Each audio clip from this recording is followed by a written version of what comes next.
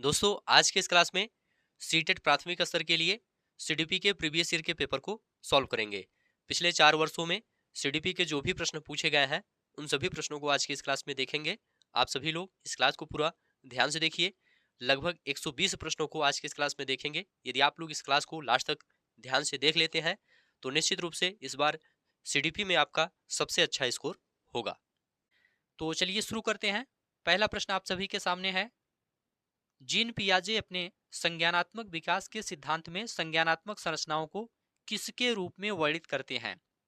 Option दिया गया है उद्दीपक अनुक्रिया संबंध के रूप में, या विकास का समीपस्थ क्षेत्र के रूप में, या स्कीमा या मनोबंध के रूप में, मनोवैज्ञानिक उपकरणों के रूप में।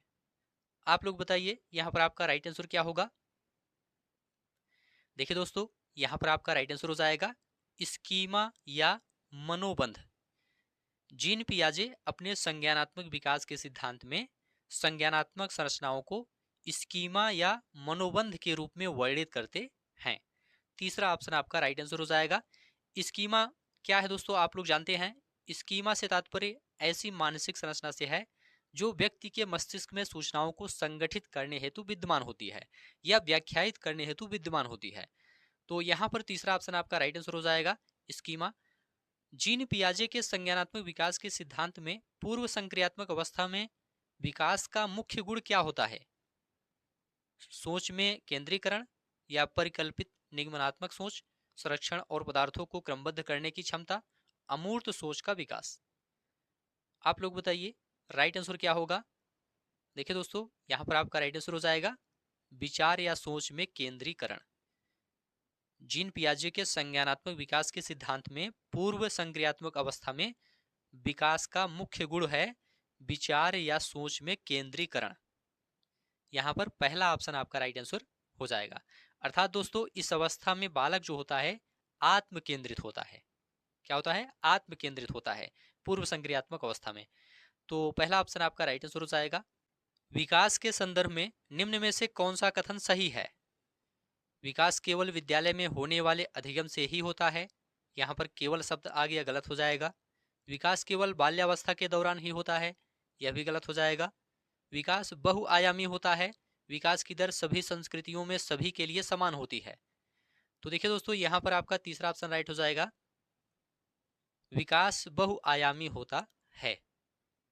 तीसरा ऑप्शन आपका राइट आंसर हो जाएगा विकास बहुआयामी होता है। यहाँ बहुआयामी से तात्पर्य विकास के विभिन्न पक्षों, विभिन्न अवस्थाओं और विकास के विभिन्न सिद्धांतों से है। ठीक है। देखिए दोस्तों, बालक का विकास जीवन पर्यंत चलता रहता है और यह विभिन्न पक्षों में होता है। जैसे कि आपका मानसिक पक्ष हो गया, शारीरिक पक्ष हो गया, सामाजिक पक्ष हो गया, संवेगात्मक पक्ष हो गया आदि। ठीक है। तो यहाँ पर तीसरा ऑप्शन आपका राइट आंसर हो जाएगा। लेव वाइगोत्स्की का सामाजिक सांस्कृतिक परिप्रेक्ष्य अधिगम प्रक्रिया में किसके महत्व पर जोर देता है? गुणारोपण, अभिप्रेरणा, संतुलीकरण, सांस्कृतिक उपकरणों। तो देखिए दोस्तों, राइट आंसर हो जाएगा सांस्कृतिक उपकरणों।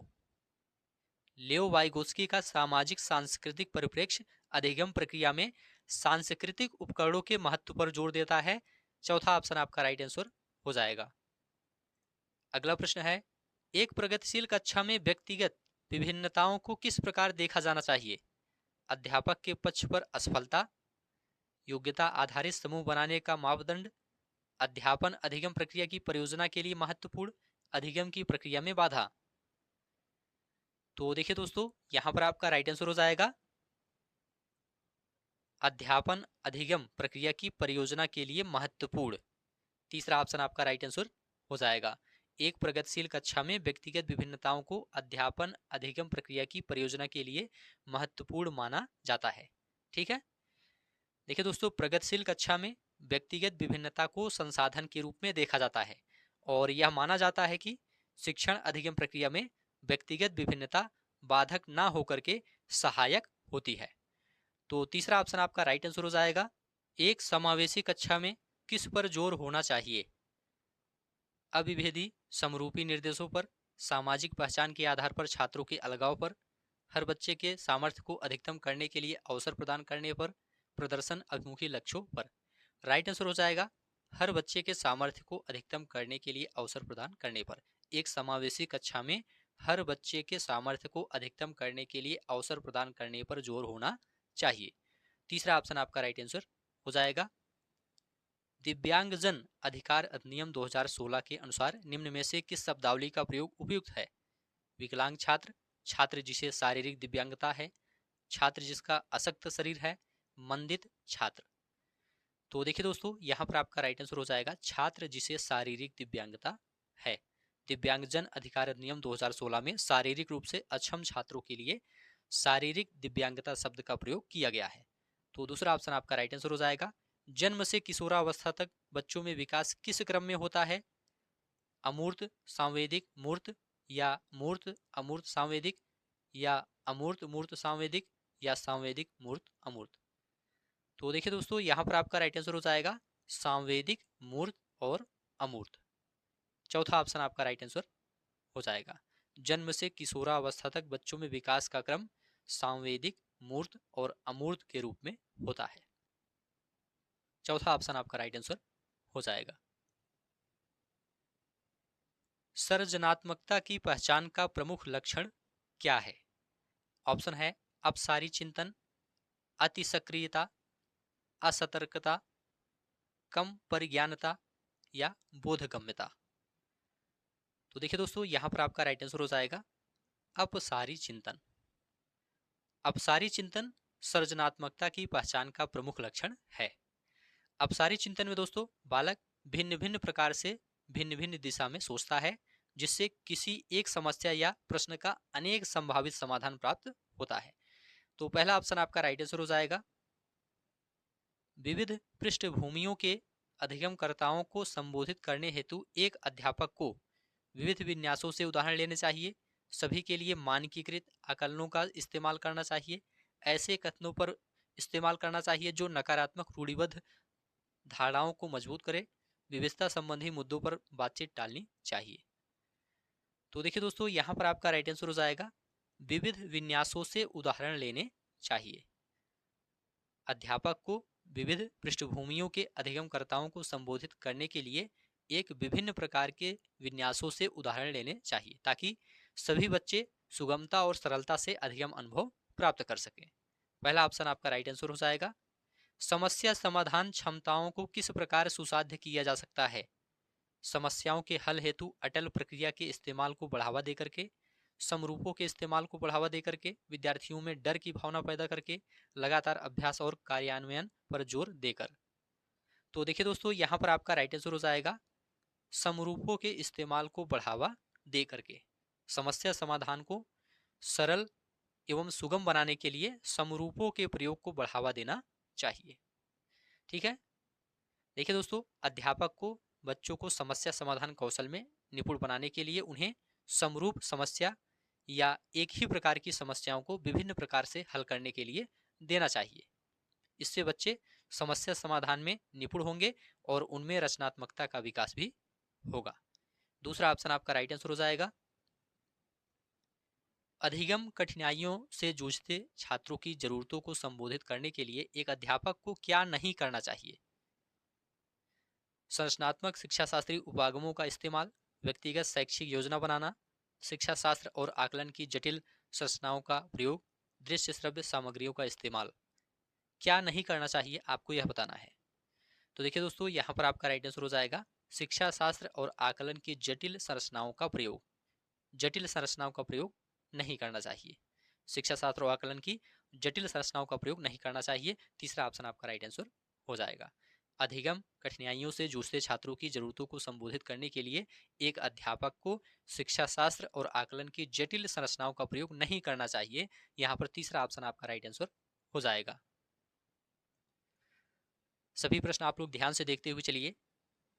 शर्मिंदगी का संज्ञान पर नकारात्मक प्रभाव पड़ सकता है, बच्चों को अधिगम हेतु अप्रेरित करने के लिए बहुत प्रभावशाली है, कि भाव को अध्यापन अधिगम प्रक्रिया में बारंबार पैदा करना चाहिए, का संज्ञान से कोई संबंध नहीं है।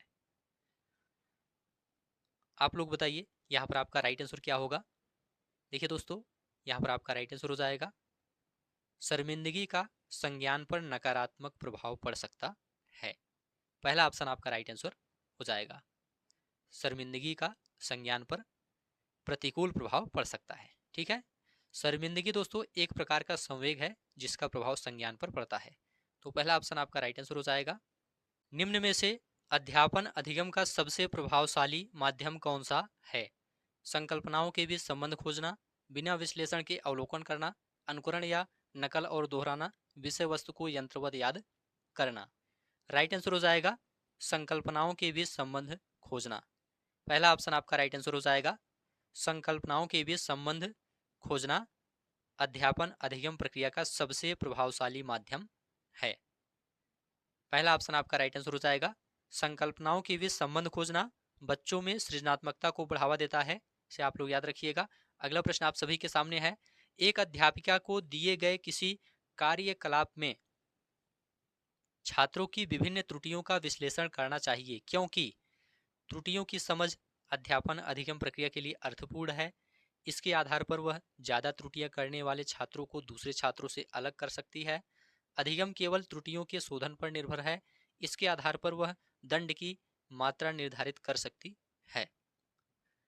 देखिए दोस्तों, यहां पर आपका राइट आंसर हो जाएगा त्रुटियों की समझ अध्यापन अधिगम प्रक्रिया के लिए अर्थपूर्ण है।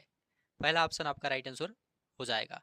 एक अध्यापिका को दिए गए किसी कार्यकलाप में छात्रों की विभिन्न त्रुटियों का विश्लेषण करना चाहिए, क्योंकि त्रुटियों की समझ होना अध्यापन अधिगम प्रक्रिया के लिए अर्थपूर्ण होता है।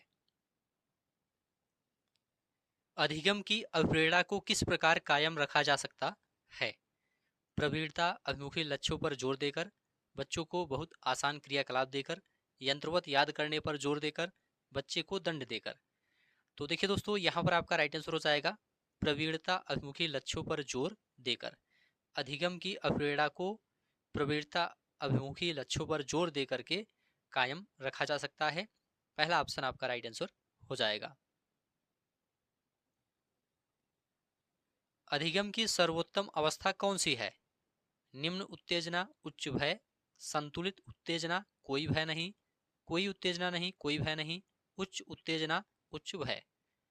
तो देखिए दोस्तों, यहां पर आपका राइट आंसर हो जाएगा संतुलित उत्तेजना, कोई भय नहीं। अधिगम की सबसे उत्तम अवस्था संतुलित उत्तेजना, कोई भय नहीं मानी जाती है। ठीक है, यहां पर दूसरा ऑप्शन आपका राइट आंसर हो जाएगा। अधिगम का संरचनात्मक विचार यह सुझाव देता है कि ज्ञान की संरचना में बच्चे पूर्ण रूप से वयस्कों पर निर्भर रहते हैं, बच्चे सक्रिय भूमिका निभाते हैं, बच्चे पूर्ण रूप से पाठ्य पुस्तकों पर निर्भर रहते हैं, बच्चों की कोई भूमिका नहीं होती है। देखिए दोस्तों, यहाँ पर आपका राइट आंसर हो जाएगा बच्चे सक्रिय भूमिका निभाते हैं। अधिगम का संरचनात्मक विचार यह सुझाव प्रस्तुत करता है कि ज्ञान की संरचना में बच्चे सक्रिय भूमिका निभाते हैं। यहाँ पर दूसरा ऑप्शन आपका राइट आंसर हो जाएगा। अधिगम के लिए निम्न में से कौन सी धारणा उपयुक्त है? योग्यता अटल है, प्रयासों से कोई फर्क नहीं पड़ता, असफलता अनियंत्रित है, योग्यता सुधार्य है। यहाँ पर आपका राइट आंसर हो जाएगा योग्यता सुधार्य है। यह दोस्तों अधिगम की धारणा को प्रस्तुत करने के लिए सबसे उपयुक्त कथन है। यहाँ पर योग्यता सुधार्य से तात्पर्य किसी भी योग्यता से है जिसे व्यक्ति ने अर्जित किया है तथा अधिगम के द्वारा उसमें सुधार किया जा सकता है। तो चौथा ऑप्शन आपका राइट आंसर हो जाएगा। निम्न में से कौन सी परिपाटी विद्यार्थी में संकल्पनात्मक समझ में बढ़ोतरी करने में सहायक है? पाठ्य पुस्तक केंद्रित शिक्षा शास्त्र, बारंबार परीक्षाएं, अन्वेषण और संवाद, प्रतिस्पर्धा आधारित प्रतिस्पर्धाएं। यहां पर आपका राइट आंसर हो जाएगा अन्वेषण और संवाद। अन्वेषण और संवाद विद्यार्थियों में संकल्पनात्मक समझ विकसित करने में सहायक होती है। अन्वेषण और संवाद विद्यार्थियों में संकल्पनात्मक समझ विकसित करने में सहायक होती है। यहाँ पर तीसरा ऑप्शन आपका राइट आंसर हो जाएगा। बच्चों को सीखने में कठिनाई होती है जब वे आंतरिक रूप से अप्रेरित हो, अधिगम सामाजिक संदर्भ में हो, विषय वस्तु को बहुरूपों में प्रस्तुत किया गया हो, सूचना अलग अलग टुकड़ों में प्रस्तुत की जाए। देखिए दोस्तों, यहाँ पर आपका राइट आंसर हो जाएगा सूचना अलग अलग टुकड़ों में प्रस्तुत की जाए। चौथा ऑप्शन आपका राइट आंसर हो जाएगा जब सूचना को अलग अलग टुकड़ों में पेश किया जाता है तो बच्चों को सीखने में कठिनाई होती है। इसलिए कक्षा शिक्षण करते समय अध्यापक को इन बातों का ध्यान रखना चाहिए कि सूचनाएं एक निश्चित क्रम में हों तथा वे आपस में अंतः संबंधित भी हों। चौथा ऑप्शन आपका राइट आंसर हो जाएगा। मूल्यांकन पद्धतियों का लक्ष्य होना चाहिए योग्यता आधारित समूहों में विद्यार्थियों को विभाजित करना, विद्यार्थियों की जरूरतों एवं आवश्यकताओं की पहचान करना, पुरस्कार वितरण हेतु उच्च अंक प्राप्त करने वाले विद्यार्थियों की पहचान करना, विद्यार्थियों को नामांकित करना। देखिए दोस्तों, यहाँ पर आपका राइट आंसर हो जाएगा विद्यार्थियों की जरूरतों एवं आवश्यकताओं की पहचान करना। दूसरा ऑप्शन आपका राइट आंसर हो जाएगा मूल्यांकन पद्धतियों का प्रमुख लक्ष्य विद्यार्थियों की आवश्यकताओं एवं जरूरतों की पहचान करना होना चाहिए। दूसरा ऑप्शन आपका राइट आंसर हो जाएगा। बच्चों के विकास की व्यक्तिगत विभिन्नताओं को किस पर प्रतिरूपित किया जा सकता है? केवल पर्यावरण पर, ना आनुवंशिकता पर, ना पर्यावरण पर, आनुवंशिकता एवं पर्यावरण की पारस्परिकता पर, केवल आनुवंशिकता पर। तो यहाँ पर आपका राइट आंसर हो जाएगा आनुवंशिकता एवं पर्यावरण की पारस्परिकता पर। तीसरा ऑप्शन आपका राइट आंसर हो जाएगा बच्चों के विकास की व्यक्तिगत विभिन्नताओं को आनुवंशिकता एवं पर्यावरण की पारस्परिकता पर प्रतिरूपित किया जा सकता है। अगला प्रश्न है, एक कार्य के दौरान सायना स्वयं से बात कर रही है कि वह कार्य पर किस प्रकार प्रगति कर सकती है। लेव वाइगोत्स्की के भाषा और चिंतन या सोच के बारे में दिए गए विचारों के अनुसार इस तरह का व्यक्तिगत वाक क्या दर्शाता है? स्वनियमन, आत्म केंद्रिता, मनोवैज्ञानिक विकार, संज्ञानात्मक अपरिपक्वता। तो देखिए दोस्तों, यहाँ पर आपका राइट आंसर हो जाएगा स्वनियमन। पहला ऑप्शन आपका राइट आंसर हो जाएगा। यदि किसी कार्य के दौरान सायना स्वयं से बात कर रही है कि वह कार्य पर किस प्रकार प्रगति कर सकती है, तो लेव वाइगोत्स्की के भाषा और चिंतन या सोच के बारे में इस प्रकार का व्यक्तिगत वाक स्वनियमन को दिखाता है। ठीक है, यहाँ पर पहला ऑप्शन आपका राइट आंसर हो जाएगा। वाइगोत्स्की के अनुसार दोस्तों, बच्चे भाषा का प्रयोग न केवल सामाजिक संप्रेषण के लिए करते हैं बल्कि स्वनियमित तरीके से कार्य करने के लिए, अपने व्यवहार के लिए, निर्देश देने और योजना बनाने व मूल्यांकन करने में भी करते हैं।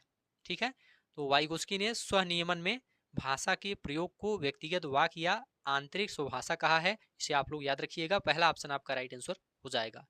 एक प्रगतिशील कक्षा में विद्यार्थियों में प्रतिस्पर्धा पर बल देना चाहिए, ज्ञान की संरचना के लिए प्रचुर मौके प्रदान करने चाहिए, विद्यार्थियों को उनके अकादमिक अंकों के आधार पर नामांकित करना चाहिए, अध्यापक को अटल पाठ्यक्रम का पालन करना चाहिए।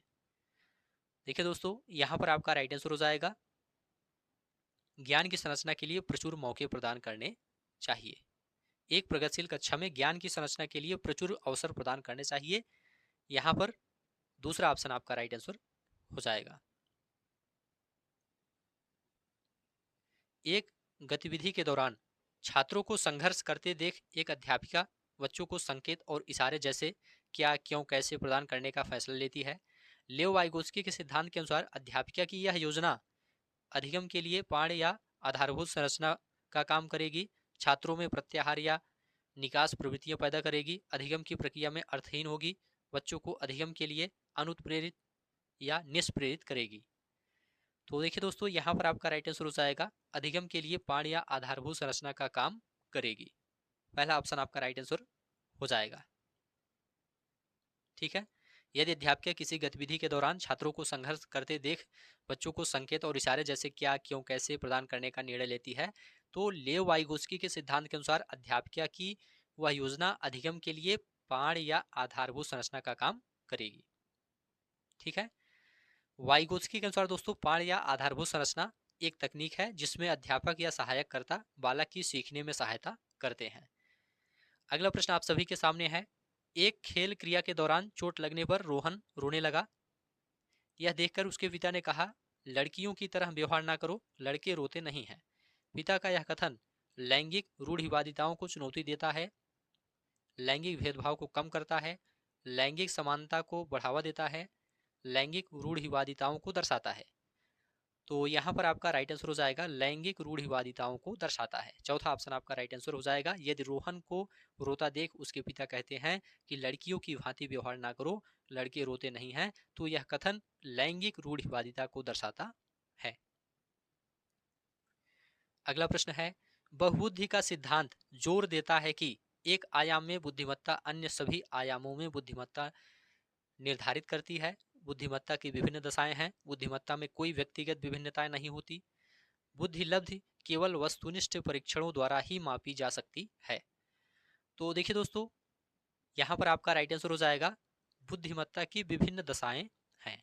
बहुबुद्धि का सिद्धांत बुद्धिमत्ता की विभिन्न दशाओं पर जोर देता है। ठीक है, बहुबुद्धि सिद्धांत का प्रतिपादन हार्वर्ड गार्डनर द्वारा किया गया था।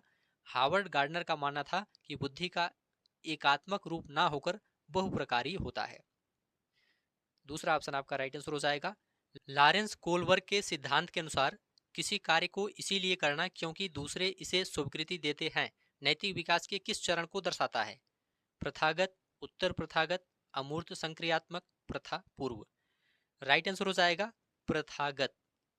लॉरेंस कोलबर्ग के सिद्धांत के अनुसार किसी कार्य को इसीलिए करना क्योंकि दूसरे इसे स्वीकृति देते हैं नैतिक विकास के प्रथागत चरण को दर्शाता है। पहला ऑप्शन आपका राइट आंसर हो जाएगा। बच्चों के सामाजिकरण के संदर्भ में निम्न में से कौन सा कथन सही है? विद्यालय सामाजिकरण का एक प्राथमिक कारक है और समकक्षी सामाजिकरण के द्वितीयक कारक हैं। समकक्षी सामाजिकरण के प्राथमिक कारक हैं और परिवार सामाजिकरण का एक द्वितीयक कारक है। परिवार एवं जनसंचार दोनों सामाजिकरण के द्वितीयक कारक हैं। विद्यालय सामाजिकरण का एक द्वितीयक कारक है और परिवार सामाजिकरण का एक प्राथमिक कारक है। राइट आंसर हो जाएगा दोस्तों चौथा ऑप्शन। विद्यालय सामाजिकरण का एक द्वितीयक कारक है और परिवार सामाजिकरण का एक प्राथमिक कारक होता है। चौथा ऑप्शन आपका राइट आंसर हो जाएगा। अब यहां से दिसंबर 2019 का पेपर सॉल्व करेंगे, तो इसे भी आप लोग ध्यान से देखिए क्योंकि ऐसे ही प्रश्न इस बार भी सीटेट एग्जाम में पूछे जाएंगे। भाषा के अर्जन एवं विकास के लिए सर्वाधिक संवेदनशील अवधि कौन सी है? ऑप्शन आप सभी के सामने है, आप लोग बताइए यहां पर आपका राइट आंसर क्या होगा। तो देखिए दोस्तों, यहां पर आपका राइट आंसर हो जाएगा प्रारंभिक बाल्यावस्था। दूसरा ऑप्शन राइट आंसर हो जाएगा भाषा के अर्जन एवं विकास के लिए सर्वाधिक संवेदनशील अवधि प्रारंभिक बाल्यावस्था है। इसे आप लोग याद रखिएगा। यहां पर दूसरा ऑप्शन आपका राइट आंसर हो जाएगा। निम्नलिखित में से कौन सी लॉरेंस कोलबर्ग के द्वारा प्रस्तावित नैतिक विकास की एक अवस्था है? प्रसुप्ति अवस्था, सामाजिक अनुबंध अभिविन्यास, मूर्त संक्रियात्मक अवस्था, उद्योग बनाम अधीनता अवस्था। तो देखिए दोस्तों, यहां पर आपका राइट आंसर हो जाएगा सामाजिक अनुबंध अभिविन्यास। सामाजिक अनुबंध अभिविन्यास दूसरा ऑप्शन आपका राइट आंसर हो जाएगा। देखिए दोस्तों, सामाजिक अनुबंध अभिविन्यास यह उत्तर परंपरागत स्तर के अंतर्गत आता है। इसे भी आप लोग याद रखिएगा। कक्षा में परिचर्चा के दौरान एक शिक्षक प्रायः लड़कियों की तुलना में लड़कों पर अधिक ध्यान देता है, यह किसका उदाहरण है? ऑप्शन आप सभी के सामने है, आप लोग जल्दी से बताइए। देखिए दोस्तों, यहां पर आपका राइट आंसर हो जाएगा जेंडर पक्षपात। यहां पर पहला ऑप्शन आपका राइट आंसर हो जाएगा। यदि कक्षा में परिचर्चा के दौरान एक शिक्षक प्रायः लड़कियों की तुलना में लड़कों पर अधिक ध्यान देता है तो यह जेंडर पक्षपात का उदाहरण है। ठीक है, पहला ऑप्शन आपका राइट आंसर हो जाएगा। बच्चों में जेंडर रूढ़िवादिता एवं जेंडर भूमिका अनुरूपता को कम करने के लिए निम्नलिखित में से कौन सी पद्धति प्रभावशाली है? जेंडर पक्षपात के बारे में परिचर्चा, जेंडर विशिष्ट भूमिकाओं को महत्व देना, जेंडर पृथक खेल समूह बनाना, जेंडर पृथक बैठने की व्यवस्था करना। देखिए दोस्तों, यहां पर आपका राइट आंसर हो जाएगा जेंडर पक्षपात के बारे में परिचर्चा करना। यहां पर पहला ऑप्शन आपका राइट आंसर हो जाएगा जेंडर पक्षपात के बारे में परिचर्चा करना। चलिए आगे बढ़ते हैं। निम्नलिखित में से किस मनोवैज्ञानिक ने बच्चों को ज्ञान के सक्रिय जिज्ञासु के रूप में देखते हुए उनके चिंतन पर सामाजिक एवं सांस्कृतिक विषय वस्तुओं के प्रभाव को महत्व दिया? ऑप्शन आप सभी के सामने है, आप लोग बताइए यहां पर आपका राइट आंसर क्या होगा। तो देखिए दोस्तों, यहां पर आपका राइट आंसर हो जाएगा लियो वाइगोट्स्की। दूसरा ऑप्शन आपका राइट आंसर हो जाएगा लियो वाइगोट्स्की। लियो वाइगोट्स्की ने बच्चों को ज्ञान के सक्रिय जिज्ञासु के रूप में देखते हुए उनके चिंतन पर सामाजिक एवं सांस्कृतिक विषय वस्तुओं के प्रभाव को महत्व दिया है। दूसरा ऑप्शन आपका राइट आंसर हो जाएगा। जिगसा पहेली को करते समय 5 वर्ष की नजमा स्वयं से कहती है, नीला टुकड़ा कहाँ है, नहीं यह वाला नहीं, गाढ़े रंग वाला, जिससे यह जूता पूरा बन जाएगा। इस प्रकार की वार्ता को वाइगोट्स्की किस तरह संबोधित करते हैं? ऑप्शन है व्यक्तिगत वार्ता, जोर से बोलना, पाण या ढांचा, आत्म केंद्रित वार्ता। तो देखिए दोस्तों, यहाँ पर आपका राइट आंसर हो जाएगा व्यक्तिगत वार्ता। जिगसा पहेली को करते समय 5 वर्ष की नजमा स्वयं से कहती है, नीला टुकड़ा कहाँ है, नहीं यह वाला नहीं, गाढ़े रंग वाला, जिससे यह जूता पूरा बन जाएगा। इस प्रकार की वार्ता को वाइगोस्की ने व्यक्तिगत वार्ता कहा है। पहला ऑप्शन आपका राइट आंसर हो जाएगा। बच्चों को संकेत देना तथा आवश्यकता पड़ने पर सहयोग प्रदान करना निम्नलिखित में से किसका उदाहरण है? ऑप्शन आप सभी के सामने है, आप लोग बताइए। देखिए दोस्तों, यहाँ पर आपका राइट आंसर हो जाएगा पाण या ढांचा। बच्चों को संकेत देना तथा आवश्यकता पड़ने पर सहयोग प्रदान करना पाण या ढांचा निर्माण का उदाहरण है। निम्नलिखित व्यवहारों में से कौन सा जीन पियाजे के द्वारा प्रस्तावित मूर्त संक्रियात्मक अवस्था को विशेषित करता है? परिकल्पित निगमनात्मक तर्क, साध्यात्मक विचार, संरक्षण, कक्षा समावेशन, आस्थगित अनुकरण, पदार्थ अस्थायित्व, प्रतीकात्मक खेल, विचारों की अनुत्क्रमणीयता। तो देखिए दोस्तों, यहाँ पर आपका राइट आंसर हो जाएगा संरक्षण और कक्षा समावेशन। दूसरा ऑप्शन आपका राइट आंसर हो जाएगा। मूर्त संक्रियात्मक अवस्था दोस्तों संज्ञानात्मक विकास की तीसरी अवस्था है। इसका समय 7 से 11 वर्ष तक होता है। इस अवस्था में दोस्तों बच्चों में 3 महत्वपूर्ण संप्रत्यय विकसित हो जाते हैं। पहला संरक्षण का सिद्धांत, दूसरा संबंध और तीसरा कक्षा समावेशन। यहाँ पर दूसरा ऑप्शन आपका राइट आंसर हो जाएगा। बच्चों के संज्ञानात्मक विकास के संदर्भ में निम्नलिखित में से कौन सी पियाजे की संरचना है? स्कीमा, अवलोकन, अधिगम, अनुबंधन, प्रबलन। देखिए दोस्तों, यहाँ पर आपका राइट आंसर हो जाएगा स्कीमा। पहला ऑप्शन आपका राइट आंसर हो जाएगा। बच्चों के संज्ञानात्मक विकास के संदर्भ में स्कीमा पियाजे की संरचना है। यहाँ पर पहला ऑप्शन आपका राइट आंसर हो जाएगा। आकलन का प्राथमिक उद्देश्य क्या होना चाहिए? आकलन का प्राथमिक उद्देश्य क्या होना चाहिए? विद्यार्थियों के लिए श्रेणी निश्चित करना, संबंधित अवधारणाओं के बारे में बच्चों की स्पष्टता तथा भ्रांतियों को समझना, विद्यार्थियों के प्राप्तांकों के आधार पर उनको नामांकित करना, रिपोर्ट कार्ड में उत्तीर्ण या अनुत्तीर्ण अंकित करना। देखिए दोस्तों, यहाँ पर आपका राइट आंसर हो जाएगा संबंधित अवधारणाओं के बारे में बच्चों की स्पष्टता तथा भ्रांतियों को समझना। दूसरा ऑप्शन आपका राइट आंसर हो जाएगा। आकलन का प्राथमिक उद्देश्य संबंधित अवधारणाओं के बारे में बच्चों की स्पष्टता तथा भ्रांतियों को समझना होना चाहिए। ठीक है, दूसरा ऑप्शन आपका राइट आंसर हो जाएगा। निम्नलिखित कथनों में से कौन सा बुद्धि के बारे में सही है? बुद्धि एक निश्चित योग्यता है जो जन्म के समय ही निर्धारित होती है। बुद्धि को मानकीकृत परीक्षणों के प्रयोग से सटीक रूप से मापा एवं निर्धारित किया जा सकता है। बुद्धि एक एकात्मक कारक तथा एक एकाकी विशेषक है। बुद्धि बहुआयामी है तथा जटिल योग्यताओं का एक समूह है। आप लोग बताइए, यहाँ पर आपका राइट आंसर क्या होगा? तो देखिए दोस्तों, यहाँ पर आपका राइट आंसर हो जाएगा बुद्धि बहुआयामी है तथा जटिल योग्यताओं का एक समूह है। यह कथन दोस्तों बुद्धि के बारे में सही है। अन्य सभी कथन बुद्धि के बारे में सही नहीं है। यहाँ पर आपका चौथा ऑप्शन राइट आंसर हो जाएगा।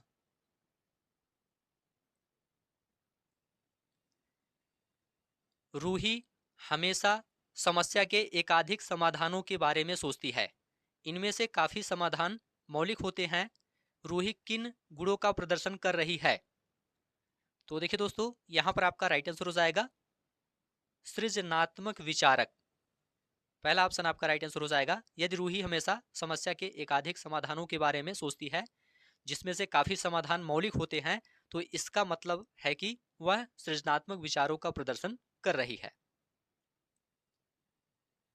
अगला प्रश्न आप सभी के सामने है, शिक्षण अधिगम प्रक्रिया में वंचित समूह से संबंधित विद्यार्थियों के द्वारा सहभागिता कम होने की स्थिति में एक शिक्षक को क्या करना चाहिए। ऑप्शन आप सभी के सामने है, बच्चों को विद्यालय छोड़ने के लिए कहना चाहिए, इस स्थिति को जैसी है स्वीकार कर लेना चाहिए, इन विद्यार्थियों से अपनी अपेक्षाओं को कम करना चाहिए, अपनी शिक्षण पद्धति पर विचार करना चाहिए तथा बच्चों की सहभागिता में सुधार करने के लिए नए तरीके ढूंढने चाहिए। तो देखिए दोस्तों, यहाँ पर आपका राइट आंसर हो जाएगा, अपनी शिक्षण पद्धति पर विचार करना चाहिए तथा बच्चों की सहभागिता में सुधार करने के लिए नए तरीके ढूंढने चाहिए। चौथा ऑप्शन आपका राइट आंसर हो जाएगा, एक समावेशी कक्षा में एक शिक्षक को विशिष्ट शैक्षिक योजनाओं को तैयार नहीं करना चाहिए, कभी कभी तैयार करना चाहिए, सक्रिय रूप से तैयार करना चाहिए, तैयार करने के लिए हतोत्साहित होना चाहिए। तो देखिए दोस्तों, यहां पर आपका राइट आंसर हो जाएगा, सक्रिय रूप से तैयार करना चाहिए, सक्रिय रूप से तैयार करना चाहिए। एक समावेशी कक्षा में एक शिक्षक को विशिष्ट शैक्षिक योजनाओं को सक्रिय रूप से तैयार करना चाहिए ताकि सामान्य बच्चों के साथ साथ विशिष्ट आवश्यकताओं वाले बच्चे भी अपनी क्षमता व योग्यता के अनुसार अधिगम अनुभव प्राप्त कर सकें। पठन वैफल्य बच्चों के प्राथमिक लक्षण क्या हैं? न्यून अवधान विकार, अपसारी चिंतन, पढ़ने में धारा प्रवाहिता, धारा प्रवाह पढ़ने की क्षमता, एक ही गति विषयक कार्य को बार बार दोहराना। राइट आंसर हो जाएगा, धारा प्रवाह पढ़ने की अक्षमता। पठन वैफल्य अधिगम विकार से ग्रसित बच्चों को धारा प्रवाह पढ़ने में कठिनाई होती है। अगला प्रश्न आप सभी के सामने है, शिक्षा का अधिकार अधिनियम 2009 में उल्लेख की गई समावेशी शिक्षा की अवधारणा निम्नलिखित में किस पर आधारित है?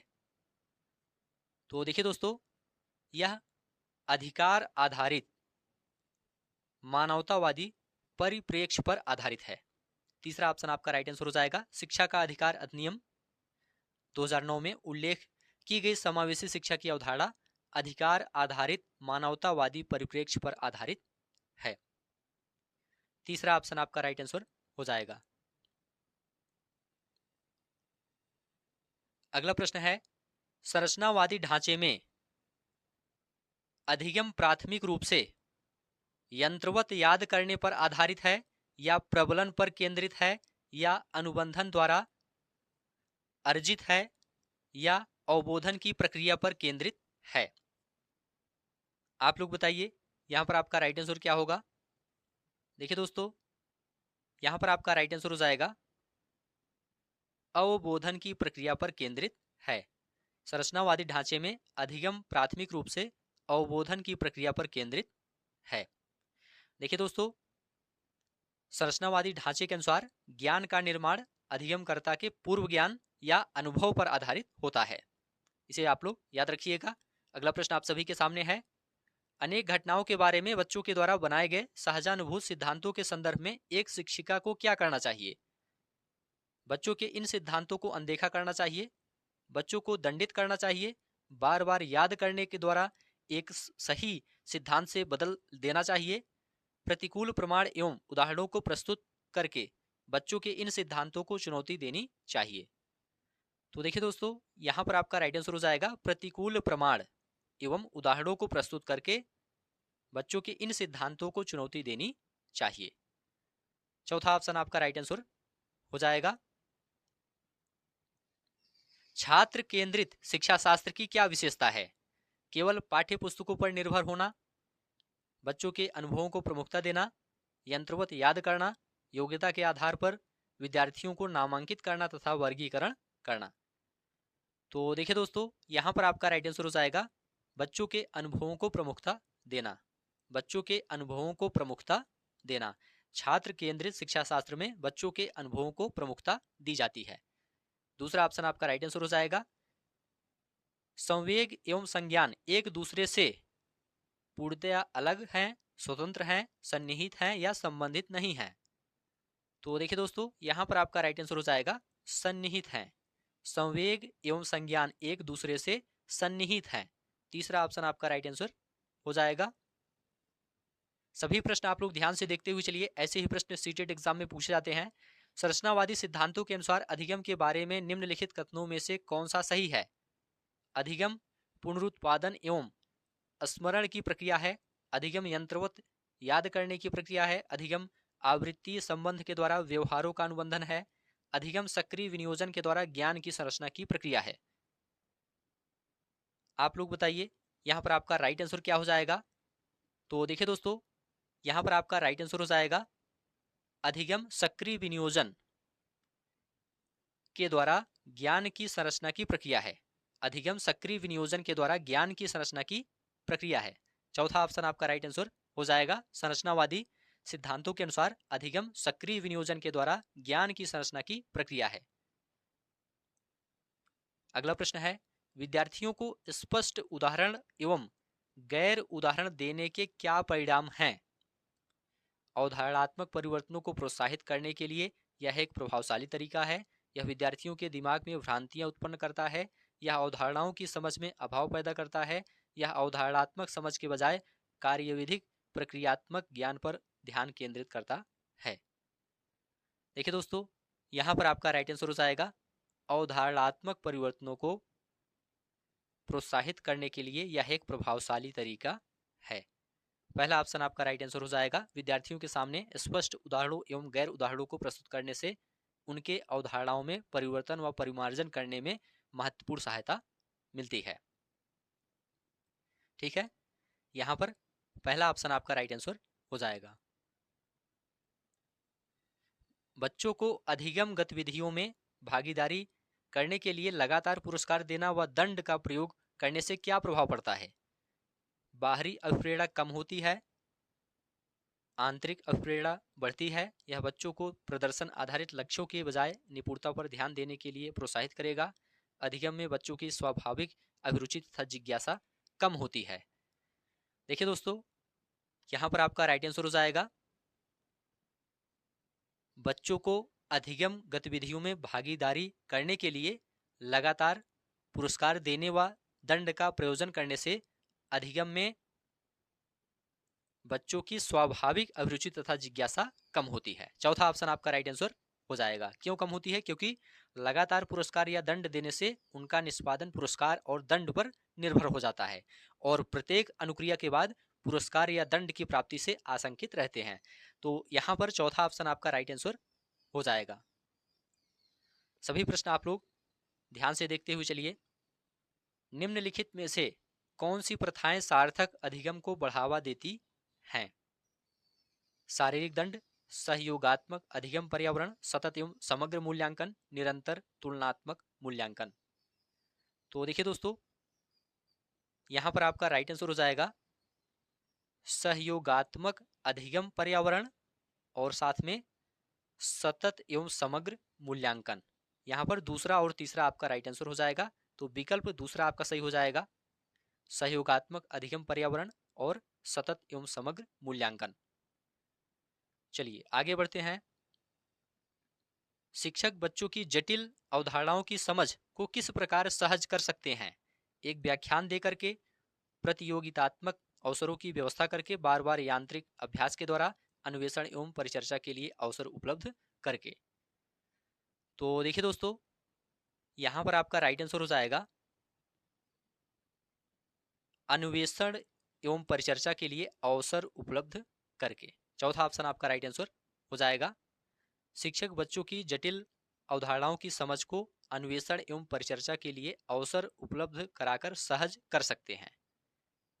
ठीक है, यहाँ पर चौथा ऑप्शन आपका राइट आंसर हो जाएगा।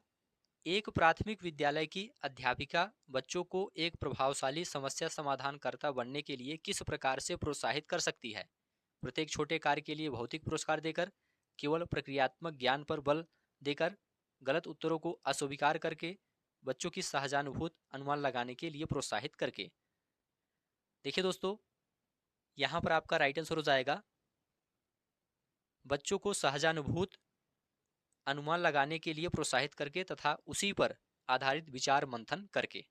चौथा ऑप्शन आपका राइट आंसर हो जाएगा। यदि एक प्राथमिक विद्यालय के अध्यापिका बच्चों को एक प्रभावशाली समस्या समाधानकर्ता बनने के लिए प्रोत्साहित करना चाहती है तो उसे बच्चों को सहजानुभूत अनुमान लगाने के लिए प्रोत्साहित करना चाहिए तथा उसी पर आधारित विचार मंथन के लिए प्रोत्साहित करना चाहिए।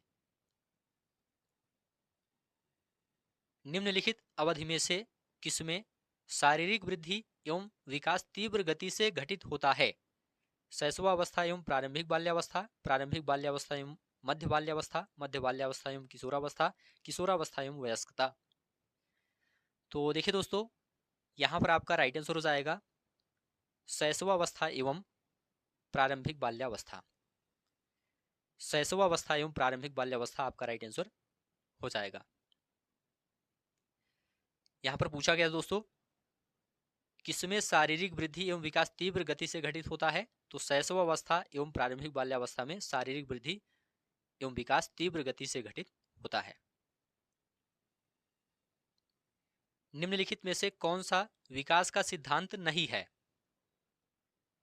ऑप्शन है विकास जीवन पर्यंत होता है, विकास परिवर्त्य होता है, विकास आनुवांशिकता एवं पर्यावरण दोनों के द्वारा प्रभावित होता है, विकास सार्वभौमिक है तथा सांस्कृतिक संदर्भ इसे प्रभावित नहीं करते। तो देखिए दोस्तों, यहां पर आपका राइट आंसर हो जाएगा विकास सार्वभौमिक है तथा सांस्कृतिक संदर्भ इसे प्रभावित नहीं करते। चौथा ऑप्शन आपका राइट आंसर हो जाएगा विकास सार्वभौमिक है तथा सांस्कृतिक संदर्भ इसे प्रभावित नहीं करते। यह दोस्तों विकास का सिद्धांत नहीं है, अन्य सभी विकास के सिद्धांत हैं।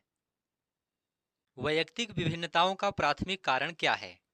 लोगों के द्वारा माता पिता से प्राप्त आनुवांशिक संकेत पद्धति, जन्मजात विशेषताएं, पर्यावरणीय प्रभाव, आनुवांशिकता एवं पर्यावरण के बीच जटिल पारस्परिक क्रिया। तो देखिए दोस्तों, यहाँ पर आपका राइट आंसर हो जाएगा आनुवांशिकता एवं पर्यावरण के बीच जटिल पारस्परिक क्रिया। वैयक्तिक विभिन्नताओं का प्राथमिक कारण आनुवांशिकता एवं पर्यावरण के बीच जटिल पारस्परिक क्रिया है। निम्नलिखित में से कौन सा द्वितीयक समाजीकरण एजेंसी का उदाहरण है? तो देखिए दोस्तों, विद्यालय एवं मीडिया यह द्वितीयक समाजीकरण एजेंसी का उदाहरण है। तीसरा ऑप्शन आपका राइट आंसर हो जाएगा परिवार प्राथमिक समाजीकरण की एजेंसी है। अब यहां से जुलाई 2019 का पेपर सॉल्व करेंगे, तो इसे भी आप लोग ध्यान से देखिए। ये सभी प्रश्न सीटेट एग्जाम के लिए काफी ज्यादा इंपॉर्टेंट है, क्योंकि प्रीवियस ईयर के बहुत से प्रश्न सीटेट एग्जाम में रिपीट होते हैं, तो इसे भी आप लोग ध्यान से देखिए। जेंडर एक आर्थिक अवधारणा है, एक जैविक निर्धारक है, एक मनोवैज्ञानिक सत्ता है, एक सामाजिक संरचना है। ऑप्शन आप सभी के सामने है, आप लोग बताइए जेंडर क्या है? देखिए दोस्तों, यहां पर आपका राइट आंसर हो जाएगा जेंडर एक सामाजिक संरचना है। चौथा ऑप्शन आपका राइट आंसर हो जाएगा जेंडर या फिर लैंगिकता एक सामाजिक संरचना है। ठीक है, समाज की संरचना दोस्तों पुरुष और स्त्रियों से मिलकर बनती है, तो यहां पर चौथा ऑप्शन आपका राइट आंसर हो जाएगा एक सामाजिक संरचना है जेंडर। चलिए अगला प्रश्न देखेंगे।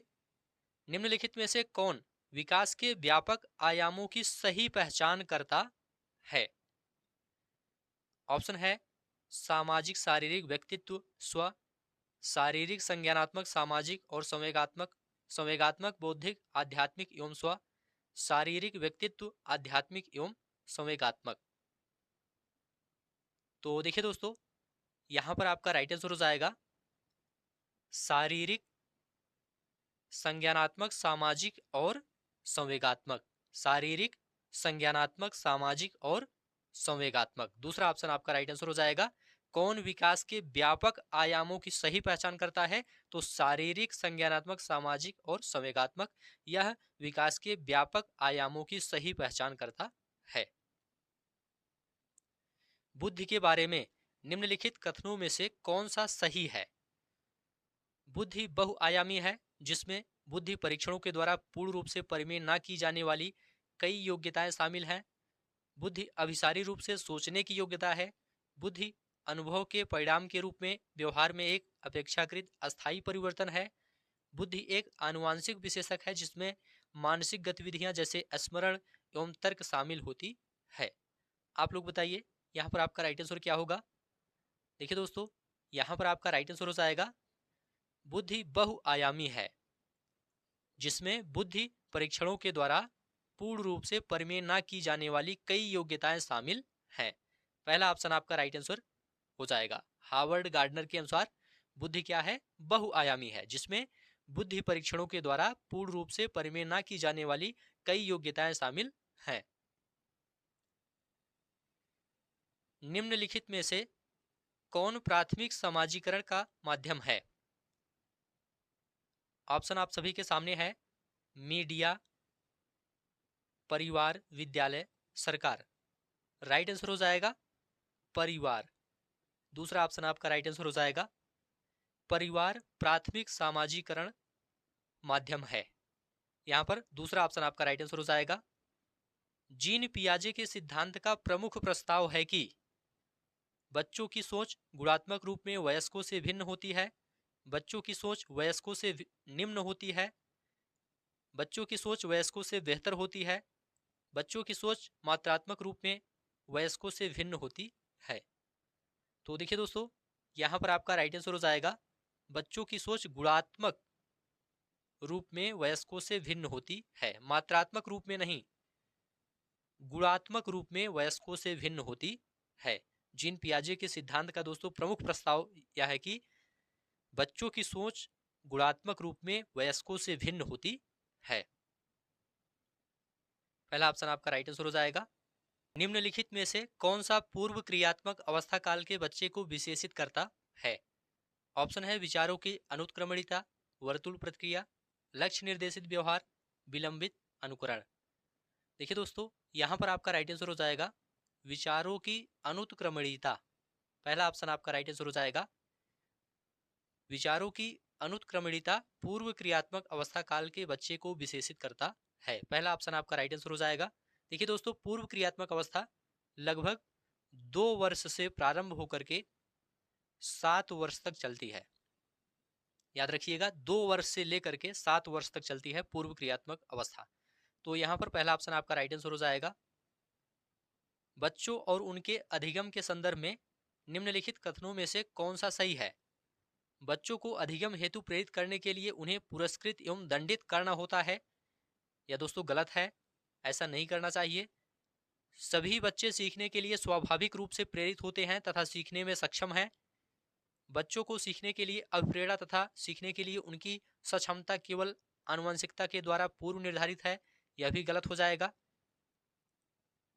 बच्चों की सामाजिक आर्थिक पृष्ठभूमि उनकी प्रेरणा एवं अधिगम सक्षमता को निर्धारित व सीमित करती है।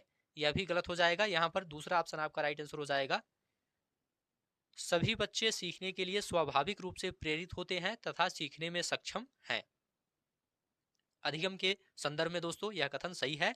दूसरा ऑप्शन आपका राइट आंसर हो जाएगा। प्रगतिशील शिक्षा में बच्चों को किस तरह से देखा जाता है। प्रगतिशील शिक्षा में बच्चों को किस तरह से देखा जाता है।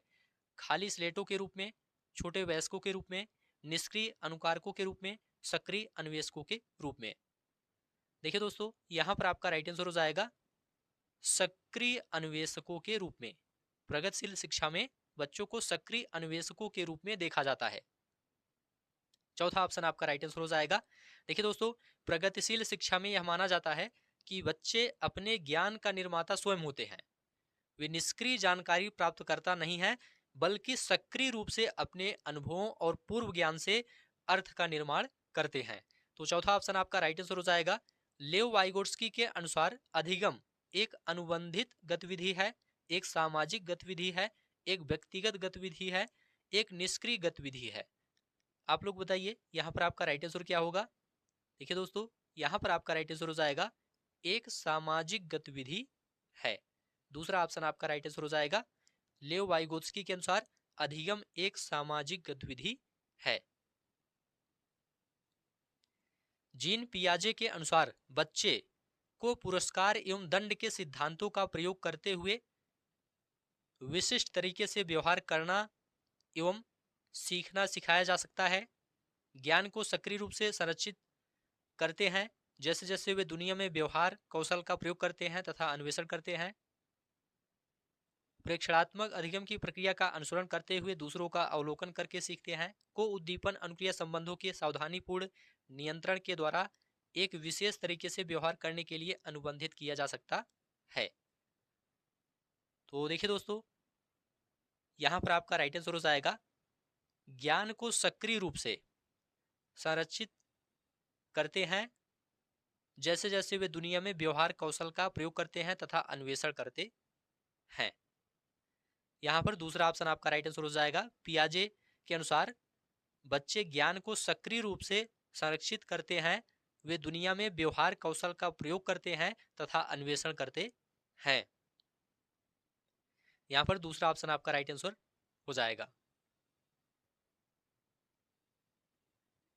चालक विकास की दर में व्यक्तिगत विविधताएं होती हैं, फिर भी चालक विकास का क्रम से तक है।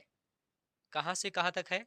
परिष्कृत चालक विकास से अपरिष्कृत चालक विकास तक है, या शीर्षगामी से अधोगामी, या अधोगामी से शीर्षगामी, या अपरिष्कृत चालक विकास से परिष्कृत चालक विकास। देखिए दोस्तों, यहां पर आपका राइट आंसर हो जाएगा अपरिष्कृत चालक विकास से परिष्कृत चालक विकास। यहां पर चौथा ऑप्शन आपका राइट आंसर हो जाएगा अपरिष्कृत या स्थूल चालक विकास से परिष्कृत या सूक्ष्म चालक विकास आपका राइट आंसर हो जाएगा। चालक विकास की दर में व्यक्तिगत विविधताएं होती हैं, फिर भी चालक विकास का क्रम अपरिष्कृत चालक विकास से परिष्कृत चालक विकास तक होता है। यहां पर चौथा ऑप्शन आपका राइट आंसर हो जाएगा। अगला प्रश्न आप सभी के सामने है, वह अवधि जो वयस्कता के संक्रमण की पहल करती है उसे क्या कहते हैं? बाल्यावस्था की समाप्ति, किशोरावस्था, मध्य बाल्यावस्था, पूर्व क्रियात्मक अवधि। तो देखिए दोस्तों, यहां पर आपका राइट आंसर हो जाएगा किशोरावस्था। वह अवधि जो वयस्कता के संक्रमण की पहल करती है उसे किशोरावस्था कहते हैं। इस अवस्था में दोस्तों होने वाले शारीरिक, मानसिक, सामाजिक तथा प्रौढ़ावस्था के बीच का संक्रमण काल होने के कारण इसे जीवन का सबसे कठिन काल माना जाता है। तो यहाँ पर दूसरा ऑप्शन आपका राइट आंसर हो जाएगा। सभी प्रश्न आप लोग ध्यान से देखते हुए चलिए, ऐसे ही प्रश्न इस बार भी सीटेट एग्जाम में पूछे जाएंगे। एक प्रारंभिक कक्षा कक्ष में एक बच्ची अपने साथ जो अनुभव लाती है उन्हें शामिल कर उनका संचय करना चाहिए, उन्हें अस्वीकार करना चाहिए, उसकी उपेक्षा करनी चाहिए, उन पर ध्यान नहीं देना चाहिए। आप लोग बताइए यहाँ पर आपका राइट आंसर क्या होगा? देखिए दोस्तों, यहाँ पर आपका राइट आंसर हो जाएगा उन्हें शामिल कर उनका संचय करना चाहिए। एक प्रारंभिक कक्षा कक्ष में एक बच्ची अपने साथ जो अनुभव लाती है उन्हें शामिल कर उनका संचय करना चाहिए। देखिए दोस्तों, बच्चे अपने साथ बहुत कुछ लेकर विद्यालय आते हैं, जैसे कि अपनी भाषा, अपने अनुभव और दुनिया को देखने का अपना नजरिया। ठीक है, तो बच्चे घर, परिवार एवं परिवेश से जिन अनुभवों को लेकर विद्यालय आते हैं वे दोस्तों बहुत ही समृद्ध होते हैं, इसलिए इन अनुभवों का इस्तेमाल उनके ज्ञान के निर्माण में करना चाहिए। एक बच्चा तर्क प्रस्तुत करता है कि हिंज को दवाई की चोरी नहीं करनी चाहिए। वह दवाई जो उसकी पत्नी की जान बचाने के लिए जरूरी है, क्योंकि यदि वह ऐसा करता है तो उसे पकड़ा जाएगा और जेल भेज दिया जाएगा। कोहलबर्ग के अनुसार वह बच्चा नैतिक समझ की किस अवस्था के अंतर्गत आता है? सार्वभौम नैतिक सिद्धांत अभिन्यास, यंत्री उद्देश्य अभिन्यास, सामाजिक क्रम नियंत्रक अभिन्यास, दंड एवं आज्ञा पालन अभिन्यास। तो देखिए दोस्तों, यहाँ पर आपका राइट आंसर हो जाएगा दंड एवं आज्ञा पालन अभिविन्यास। चौथा ऑप्शन आपका राइट आंसर हो जाएगा। यदि कोई बच्चा तर्क प्रस्तुत करता है कि हिंज को दवाई की चोरी नहीं करनी चाहिए, क्योंकि यदि वह ऐसा करता है तो उसे पकड़ा जाएगा और जेल भेज दिया जाएगा, कोहलबर्ग के अनुसार वह बच्चा नैतिक समझ की दंड एवं आज्ञा पालन अभिविन्यास के अंतर्गत आता है। ठीक है, दंड तथा आज्ञा पालन अभिन्यास के अंतर्गत दोस्तों बालक बड़े व्यक्तियों अथवा अधिकार संपन्न व्यक्तियों के द्वारा दिए जाने वाले दंड से बचने के प्रति चिंतित रहते हैं और वे नियमों तथा उनको तोड़ने से होने वाले दुष्परिणामों को समझते हैं। तो यहाँ पर चौथा ऑप्शन आपका राइट आंसर हो जाएगा, दंड एवं आज्ञा पालन अभिविन्यास। मौखिक संवाद जो बच्चे अपने आप से करते हैं उन्हें लेव वाइगोत्स्की क्या कहते हैं? समस्यात्मक वार्ता, अहम केंद्रित वार्ता, व्यक्तिगत वार्ता या भ्रांत वार्ता? देखिए दोस्तों, यहाँ पर आपका राइट आंसर हो जाएगा व्यक्तिगत वार्ता। तीसरा ऑप्शन आपका राइट आंसर हो जाएगा। मौखिक संवाद जो बच्चे अपने आप से करते हैं उन्हें लेव वाइगोत्स्की व्यक्तिगत वार्ता कहते हैं। देखिए दोस्तों, वाइगोत्स्की के अनुसार बच्चे भाषा का प्रयोग न केवल सामाजिक संप्रेषण के लिए करते हैं अपितु स्वनिर्देशित तरीके से कार्य करने के लिए और अपने व्यवहार हेतु योजना बनाने, साथ में निर्देश देने और मूल्यांकित करने में भी करते हैं। तो तीसरा ऑप्शन आपका राइट आंसर हो जाएगा। खिलौने, पहनावे की वस्तुएं, घरेलू सामग्रियां, व्यवसायों एवं रंगों को विशिष्ट लिंग के साथ संबंधित करना क्या प्रदर्शित करता है? ऑप्शन है जेंडर प्रासंगिकता, विकसित जेंडर पहचान, जेंडर रूढ़िवादिता, जेंडर सिद्धांत। तो देखिए दोस्तों, यहां पर आपका राइट आंसर हो जाएगा जेंडर रूढ़िवादिता, जेंडर रूढ़िवादिता। तीसरा ऑप्शन आपका राइट आंसर हो जाएगा। खिलौने, पहनावे की वस्तुएं, घरेलू सामग्रियां, व्यवसायों एवं रंगों की विशिष्ट लिंग के साथ संबंधित करना जेंडर रूढ़िवादिता को प्रदर्शित करता है। ठीक है। देखिए दोस्तों, लैंगिक रूढ़िवादिता में किसी लिंग विशेष को कार्य विशेष से या किसी खास भूमिका से जोड़ करके देखा जाता है। तो यहाँ पर तीसरा ऑप्शन आपका राइट आंसर हो जाएगा। सभी प्रश्न ध्यान से देखते हुए चलिए। एक शिक्षक को चाहिए कि एक शिक्षक को चाहिए कि यह संप्रेषित करे कि वह कक्षा कक्ष में सभी संस्कृतियों का सम्मान करती है एवं महत्व देती है। वह विद्यार्थियों के बीच तुलना को अधिकतम करे। वह विशेष संस्कृतियों या समुदायों के बच्चों को बढ़ावा दे।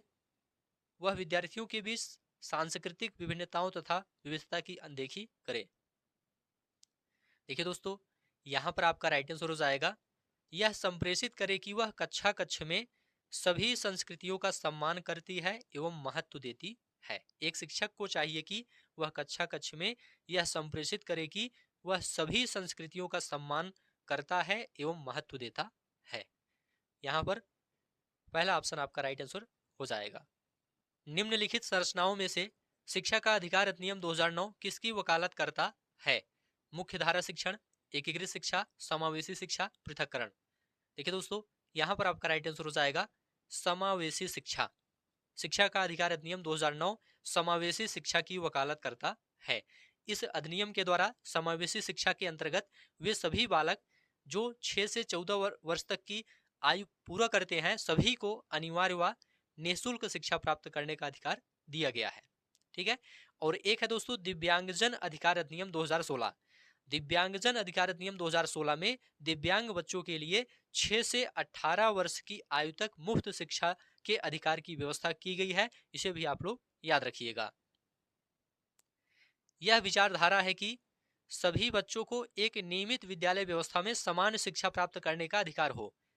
बहुल सांस्कृतिक शिक्षा, समावेशी शिक्षा, मुख्यधारा शिक्षा, विशेष शिक्षा। खाली स्थान पर क्या भरा जाएगा आपको यह बताना है। तो देखिए दोस्तों, यहां पर आपका राइट आंसर हो जाएगा समावेशी शिक्षा। दूसरा ऑप्शन आपका राइट आंसर हो जाएगा समावेशी शिक्षा। समावेशी शिक्षा वह विचारधारा है जिसमें सभी बच्चों को एक नियमित विद्यालय व्यवस्था में समान शिक्षा प्राप्त करने का अधिकार हो। यहां पर दूसरा ऑप्शन आपका राइट आंसर हो जाएगा निम्नलिखित में से कौन सी एक मुख्य प्रक्रिया नहीं है जिसके द्वारा अधिगम घटित होता है, जिसके द्वारा सार्थक अधिगम घटित होता है? अन्वेषण एवं पारस्परिक क्रिया, कंठस्थीकरण एवं स्मरण, पुनरावृत्ति एवं अभ्यास, निर्देश एवं संचालन। देखिए दोस्तों, यहाँ पर आपका राइट आंसर हो जाएगा कंठस्थीकरण एवं स्मरण। कंठस्थीकरण एवं स्मरण सार्थक अधिगम की प्रक्रिया नहीं माना जा सकता है। दूसरा ऑप्शन आपका राइट आंसर हो जाएगा। निम्नलिखित में से कौन सा स्तंभ क के बच्चों को स्तंभ ख में उनकी प्राथमिक विशेषताओं के सही मिलान को प्रस्तुत करता है? यहाँ पर स्तंभ क को स्तंभ ख से मिलाना है। पहला है दोस्तों प्रतिभाशाली। प्रतिभाशाली को किससे मिलाएंगे? देखिए दोस्तों, प्रतिभाशाली को शीघ्रता से एवं स्वतंत्र रूप से सीखने की योग्यता से मिलाएंगे। प्रतिभाशाली जो बालक होते हैं शीघ्रता से सीखते हैं एवं स्वतंत्र रूप से सीखने की योग्यता रखते हैं। ठीक है। दूसरा है अधिगम आसक्तता। इसको दोस्तों धारा प्रवाह पढ़ने में कमी से मिलाएंगे, धारा प्रवाह पढ़ने में कमी से मिलाएंगे। सृजनात्मक, सृजनात्मक को आप मूल समाधानों के बारे में सोच सकता है, इससे आप मिलाएंगे। और अवधान कमी अतिसक्रियता व्यतिक्रम ADHD, इसको आप आसानी से विचलित होने की आदत से मिलाएंगे। ठीक है, चलिए आगे बढ़ते हैं। अगला प्रश्न आप सभी के सामने है, बच्चे प्रभावी रूप से सीखते हैं जब, बच्चे प्रभावी रूप से सीखते हैं जब वे विभिन्न गतिविधियों एवं कार्यों में सक्रिय रूप से भाग लेते हैं। शिक्षक कक्षा में होने वाली सभी घटनाओं व बच्चों को पूर्ण रूप से नियंत्रित करता है। तीसरा ऑप्शन है, वे पाठ्यपुस्तक में दिए गए तथ्यों को याद करते हैं, वे श्यामपट्ट पर अध्यापक के द्वारा लिखे गए उत्तरों की नकल करते हैं। देखिए दोस्तों, यहां पर आपका राइट आंसर हो जाएगा, वे विभिन्न गतिविधियों एवं कार्यों में सक्रिय रूप से भाग लेते हैं। शिक्षण के क्रियाशीलता सिद्धांत के अनुसार दोस्तों, बच्चे प्रभावी रूप से सीखते हैं जब वे विभिन्न गतिविधियों एवं कार्यों में सक्रिय रूप से भाग लेते हैं। यहां पर पहला ऑप्शन आपका राइट आंसर हो जाएगा। अगला प्रश्न है, बच्चों को कक्षा में प्रश्न पूछने से रोकना चाहिए या पूछने के लिए प्रेरित करना चाहिए, पूछने के लिए हतोत्साहित करना चाहिए, पूछने की अनुमति नहीं देनी चाहिए? आप लोग बताइए, यहाँ पर आपका राइट आंसर क्या होगा? देखिए दोस्तों, यहाँ पर आपका राइट आंसर हो जाएगा, पूछने के लिए प्रेरित करना चाहिए, पूछने के लिए प्रेरित करना चाहिए। दूसरा ऑप्शन आपका राइट आंसर हो जाएगा, बच्चों को कक्षा में प्रश्न पूछने के लिए प्रेरित करना चाहिए, क्योंकि बच्चों में जिज्ञासा और अनुभव महत्वपूर्ण होते हैं तथा उनका कक्षा शिक्षण में सम्मान भी करना चाहिए। और जब बच्चे कक्षा में अपनी जिज्ञासा प्रकट करते हैं तो शिक्षक को तत्काल उनकी जिज्ञासा शांत करनी चाहिए ताकि वे पुनः प्रश्न पूछने के लिए प्रेरित हों। तो दूसरा ऑप्शन आपका राइट आंसर हो जाएगा, पूछने के लिए प्रेरित करना चाहिए। अगला प्रश्न आप सभी के सामने है, संरचनात्मक दृष्टिकोण के अनुसार अधिगम है अनुभव के परिणाम के रूप में व्यवहार में एक परिवर्तन होने की प्रक्रिया, एक सक्रिय एवं सामाजिक प्रक्रिया, एक निष्क्रिय एवं व्यतिफरक प्रक्रिया, जानकारी के अर्जन की प्रक्रिया। देखिए दोस्तों, यहां पर आपका राइट आंसर हो जाएगा, एक सक्रिय एवं सामाजिक प्रक्रिया। संरचनात्मक दृष्टिकोण के अनुसार अधिगम एक सक्रिय एवं सामाजिक प्रक्रिया है। ठीक है, यहां पर दूसरा ऑप्शन राइट आंसर हो जाएगा, एक सक्रिय एवं सामाजिक प्रक्रिया है।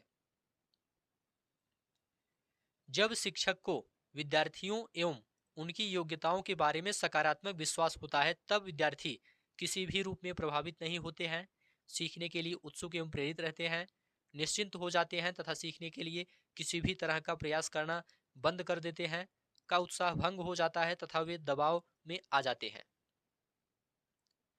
देखिए दोस्तों, यहां पर आपका राइट आंसर हो जाएगा, सीखने के लिए उत्सुक एवं प्रेरित रहते हैं, सीखने के लिए उत्सुक एवं प्रेरित रहते हैं। दूसरा ऑप्शन आपका राइट आंसर हो जाएगा, जब शिक्षक को विद्यार्थियों एवं उनकी योग्यताओं के बारे में सकारात्मक विश्वास होता है तब विद्यार्थी सीखने के लिए उत्सुक एवं प्रेरित रहते हैं। बच्चों की गलतियां शिक्षण अधिगम प्रक्रिया में महत्वहीन है, प्रदर्शित करती है कि बच्चे कितने लापरवाह हैं। बार बार अभ्यास करने के लिए कहकर तुरंत सुधार देनी चाहिए, अधिगम का एक भाग है तथा उनके विचारों में एक अंतर्दृष्टि देती है। देखिए दोस्तों, यहां पर आपका राइट आंसर हो जाएगा, अधिगम का एक भाग है, अधिगम का एक भाग है तथा उनके विचारों में एक अंतर्दृष्टि देती है। चौथा ऑप्शन आपका राइट आंसर हो जाएगा, बच्चों की गलतियां अधिगम का एक भाग है तथा उनके विचारों में एक अंतर्दृष्टि देती है। अगला प्रश्न है, मूल्यांकन को वस्तुनिष्ठ प्रकार के लिखित कार्यों पर आधारित होना चाहिए, एक अलग गतिविधि के रूप में लेना चाहिए, शिक्षण अधिगम प्रक्रिया का एक भाग होना चाहिए, केवल नंबरों के संदर्भ में करना चाहिए?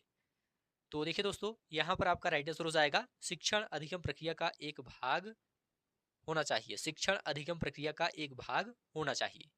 मूल्यांकन को शिक्षण अधिगम प्रक्रिया का एक भाग होना चाहिए। मूल्यांकन दोस्तों एक सतत प्रक्रिया है तथा यह शिक्षण अधिगम प्रक्रिया का एक अभिन्न अंग है। तो तीसरा ऑप्शन आपका राइट आंसर हो जाएगा। अगला प्रश्न आप सभी के सामने है,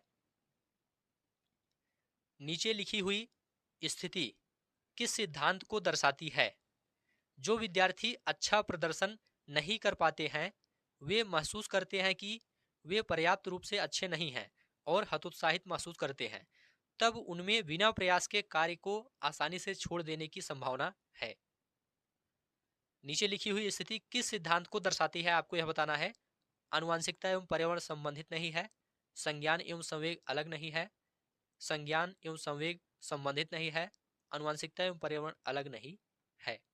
देखिए दोस्तों, यहाँ पर आपका राइट आंसर हो जाएगा संज्ञान एवं संवेग अलग नहीं है। संज्ञान एवं संवेग अलग नहीं है। दूसरा ऑप्शन आपका राइट आंसर हो जाएगा। जो विद्यार्थी अच्छा प्रदर्शन नहीं कर पाते हैं वे महसूस करते हैं कि वे पर्याप्त रूप से अच्छे नहीं हैं और हतोत्साहित महसूस करते हैं। तब उनमें बिना प्रयास के कार्य को आसानी से छोड़ देने की संभावना है। यह उक्ति इस सिद्धांत को प्रदर्शित करती है कि संज्ञान एवं संवेग अलग नहीं है।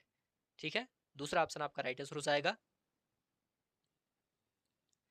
अगला प्रश्न है, एक शिक्षक बच्चों को प्रभावी रूप से समस्या का समाधान करने में सक्षम बनने के लिए किस तरह से प्रोत्साहित कर सकती है?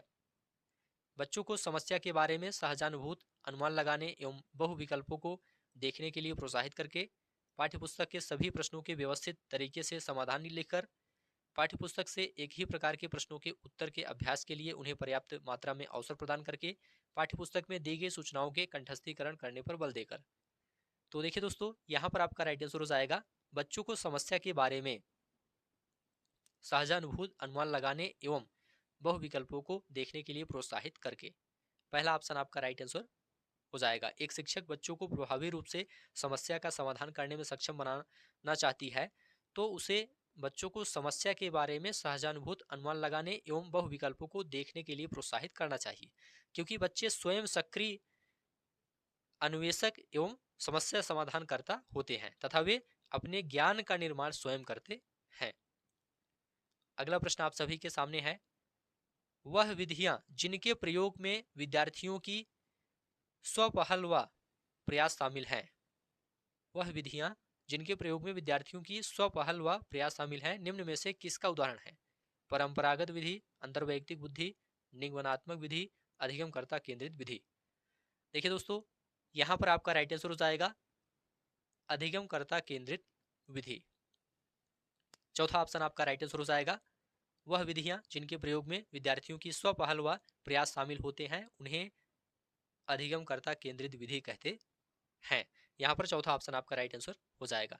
अब यहाँ से सीटेट 2018 का पेपर सॉल्व करेंगे, तो इसे भी आप लोग ध्यान से देखिए। इसके बाद दोस्तों आपका 120 प्रश्न कंप्लीट हो जाएगा। आनुवांशिकता और पर्यावरण की भूमिका के बारे में निम्नलिखित में से कौन सा कथन सत्य है? ऑप्शन है, विकास के कुछ पहलू आनुवांशिकता और कुछ अन्य पर्यावरण से अधिक प्रभावित होते हैं। सीखने और प्रदर्शन करने की एक बच्चे की क्षमता जीनों द्वारा पूरी तरह से निर्धारित की जाती है। अच्छी देखभाल और पौष्टिक आहार बच्चे के किसी भी जन्मजात विकार को दूर कर सकता है। पर्यावरण केवल बच्चे के भाषा विकास में महत्वपूर्ण भूमिका निभाता है। आप लोग कमेंट करके बताइए यहाँ पर आपका राइट आंसर क्या होगा। देखिए दोस्तों, यहाँ पर आपका राइट आंसर हो जाएगा विकास के कुछ पहलू आनुवांशिकता और कुछ अन्य पर्यावरण से अधिक प्रभावित होते हैं। आनुवांशिकता और पर्यावरण की भूमिका के बारे में सबसे अच्छा कथन है विकास के कुछ पहलू आनुवांशिकता और कुछ अन्य पर्यावरण से अधिक प्रभावित होते हैं। जैसे कि आनुवांशिकता हमें क्षमताएं प्रदान करता है तो पर्यावरण उन क्षमताओं को विकसित होने के लिए उचित वातावरण प्रदान करता है।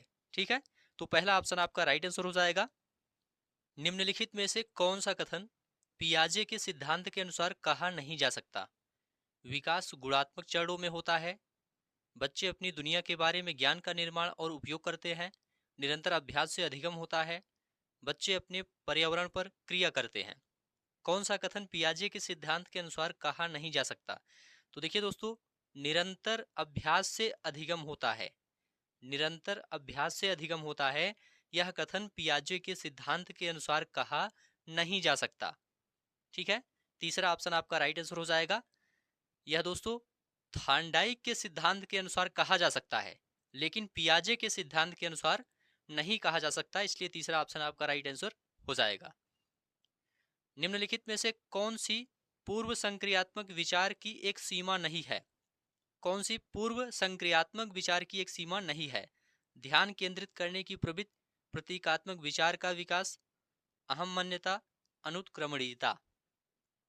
देखिए दोस्तों, यहां पर आपका राइट आंसर हो जाएगा प्रतीकात्मक विचार का विकास। यहां पर दूसरा ऑप्शन आपका राइट आंसर हो जाएगा। संज्ञानात्मक विकास की पूर्व संक्रियात्मक अवस्था का समय दोस्तों 2 वर्ष से लेकर के 7 वर्ष तक होता है, 2 से 7 वर्ष। इस अवस्था में दोस्तों संकेतात्मक या प्रतीकात्मक विचारों का विकास तथा भाषा का प्रयोग प्रारंभ होता है, इसलिए प्रतीकात्मक विचारों का विकास पूर्व संक्रियात्मक गुण है, ना कि सीमा। ठीक है, तो यहां पर दूसरा ऑप्शन आपका राइट आंसर हो जाएगा। के अलावा निम्नलिखित कारणों से खेल युवा बच्चों के विकास में एक महत्वपूर्ण भूमिका निभाता है। वे अपने शरीर पर निपुणता प्राप्त करते हैं, यह उनकी इंद्रियों को उत्तेजित करता है, यह समय बिताने का एक सुखद तरीका है, वे नए कौशल हासिल करते हैं और सीखते हैं कि उन्हें कब उपयोग किया जाए। देखिए दोस्तों, यहाँ पर आपका राइट आंसर हो जाएगा, यह समय बिताने का एक सुखद तरीका है के अलावा निम्नलिखित कारणों से खेल युवा बच्चों के विकास में महत्वपूर्ण भूमिका निभाता है। तीसरा ऑप्शन आपका राइट आंसर हो जाएगा। ठीक है, अगला प्रश्न है, निम्नलिखित में से कौन सा प्रश्न बच्चों को गंभीर रूप से सोचने के लिए आमंत्रित करता है? क्या आप इसका उत्तर जानते हैं? सही जवाब क्या है? क्या आप इसी तरह की स्थिति के बारे में सोच सकते हैं? विभिन्न तरीकों से हम इसे कैसे हल कर सकते हैं? देखिए दोस्तों, यहां पर आपका राइट आंसर हो जाएगा, विभिन्न तरीकों से हम इसे कैसे हल कर सकते हैं। चौथा ऑप्शन आपका राइट आंसर हो जाएगा, किसी दिए गए समस्या को विभिन्न तरीके से हल करने के लिए कहना बच्चों को गंभीर रूप से सोचने के लिए आमंत्रित करता है। क्यों? क्योंकि समस्या को विभिन्न तरीके से हल करने के लिए अपसारी चिंतन आवश्यक होता है, और अपसारी चिंतन में किसी समस्या पर विविध तरीके से विचार किया जाता है। तो चौथा ऑप्शन आपका राइट आंसर हो जाएगा। सभी प्रश्न ध्यान से देखते हुए चलिए। निम्नलिखित में से कौन सा विकल्प प्रगतिशील शिक्षा का सबसे अच्छा वर्णन करता है? ऑप्शन है करके सीखना, परियोजना विधि, सहयोग से सीखना, थीमेटिक इकाइयां, नियमित इकाई परीक्षण, रैंकिंग, व्यक्तिगत अधिगम, क्षमता समूह बनाना, छात्रों की लेबलिंग, परियोजना विधि, क्षमता समूह बनाना, रैंकिंग। यहां पर आपका राइट आंसर हो जाएगा करके सीखना, परियोजना विधि, सहयोग से सीखना। प्रगतिशील शिक्षा विद्यार्थियों की या शिक्षार्थियों की सक्रिय सहभागिता के सिद्धांत पर आधारित होता है तथा यह भी मानता है कि बच्चे अपने ज्ञान का निर्माण स्वयं करते हैं, इसलिए प्रगतिशील शिक्षा करके सीखने, परियोजना विधि, सहयोग से सीखने तथा गतिविधि द्वारा सीखने पर बल देता है। प्रगतिशील शिक्षा के बारे में निम्नलिखित में से कौन सा कथन बताता है शिक्षा स्वयं ही जीवन है? स्कूल शिक्षा को यथासंभव लंबे समय तक जारी रखना चाहिए। स्कूलों की आवश्यकता नहीं है, बच्चे अपने जीवन के अनुभव से सीख सकते हैं। स्कूलों में शिक्षा सामाजिक और प्राकृतिक दुनिया को प्रतिबिंबित करे। जीवन सच्चा शिक्षक है। देखिए दोस्तों, यहाँ पर आपका राइट आंसर हो जाएगा, स्कूलों में शिक्षा सामाजिक और प्राकृतिक दुनिया को प्रतिबिंबित करे। शिक्षा स्वयं ही जीवन है, अर्थात शिक्षा मनुष्य को जीवन जीने की कला सिखाती है। इसलिए प्रगतिशील शिक्षा के संबंध में कहा जा सकता है कि स्कूलों में शिक्षा सामाजिक और प्राकृतिक दुनिया को प्रतिबिंबित करे ताकि विद्यार्थी सामाजिक और प्राकृतिक दुनिया में समायोजन और आत्मसात कर सकें।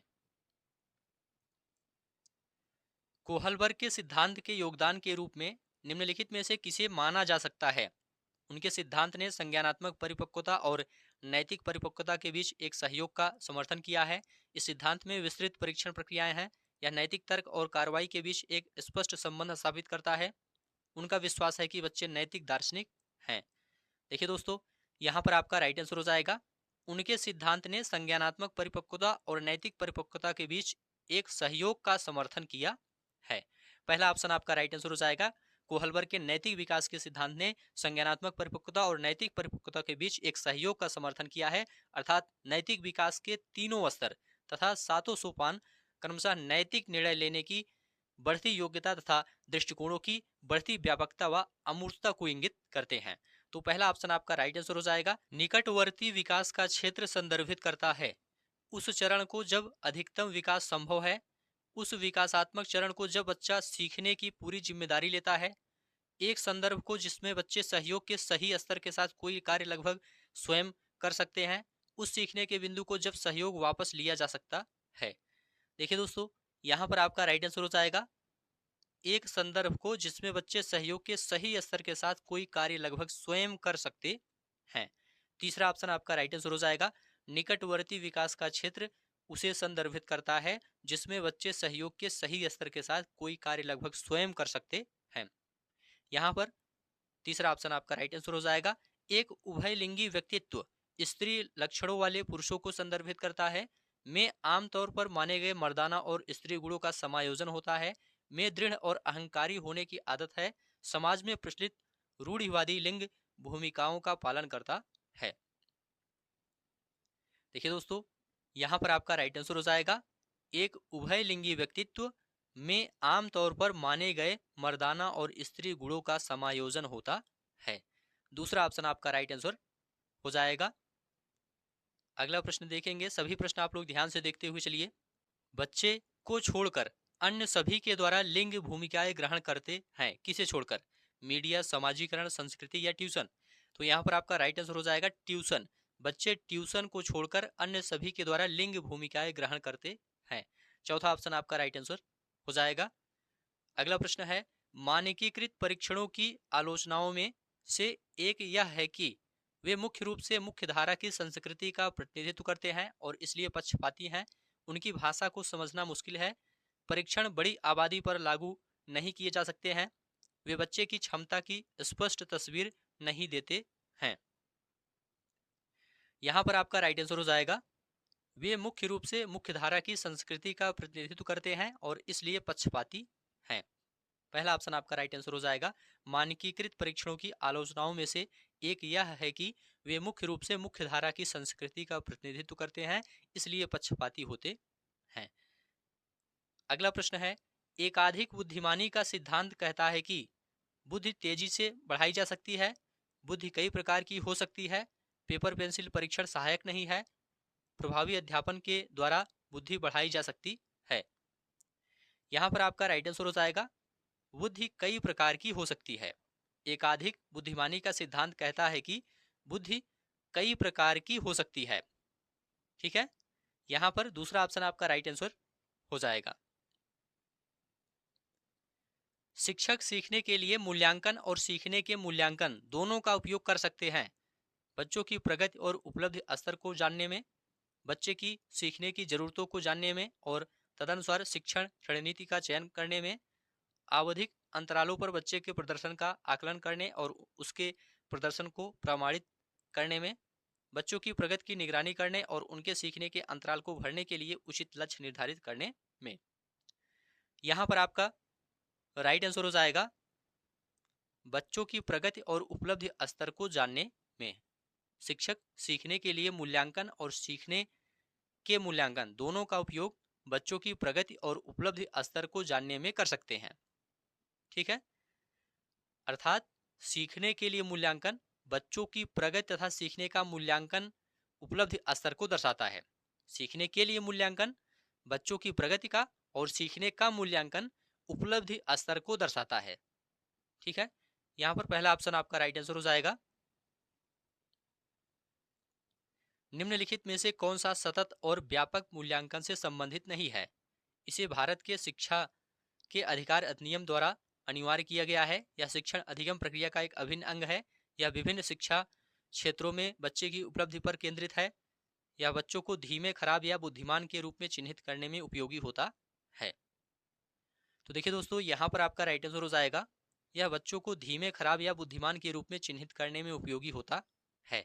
चौथा ऑप्शन आपका राइट आंसर हो जाएगा, सतत और व्यापक मूल्यांकन बच्चों को धीमे, खराब या बुद्धिमान के रूप में चिन्हित करने में उपयोगी नहीं होता है, बल्कि इसका प्रयोग बच्चों के अधिगम त्रुटियों को पहचान कर उनका उपचार करने में किया जाता है। ठीक है, चौथा ऑप्शन आपका राइट आंसर हो जाएगा। बच्चों में प्रतिभाशालिता के कारण हो सकते हैं, बच्चों में प्रतिभाशालिता के कारण हो सकती है आनुवंशिकता और वातावरण के बीच एक अंतःक्रिया, एक संसाधन समृद्ध वातावरण, सफल माता पिता, एक अनुशासित दिनचर्या। देखिए दोस्तों, यहाँ पर आपका राइट आंसर हो जाएगा, आनुवंशिकता और वातावरण के बीच एक अंतःक्रिया। पहला ऑप्शन आपका राइट आंसर हो जाएगा, बच्चों में प्रतिभाशाली आनुवंशिकता और वातावरण के बीच एक अंतःक्रिया के कारण हो सकती है। पहला ऑप्शन आपका राइट आंसर हो जाएगा।